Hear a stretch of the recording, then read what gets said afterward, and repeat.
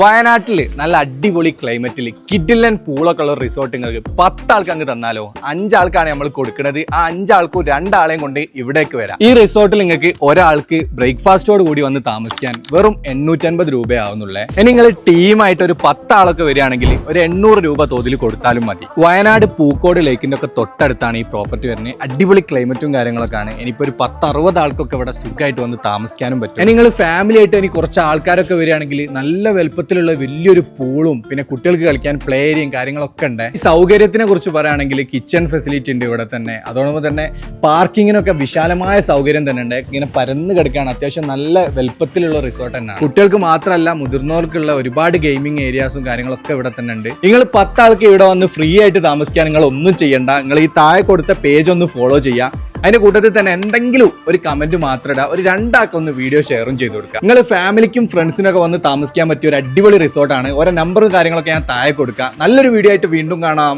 By from IML.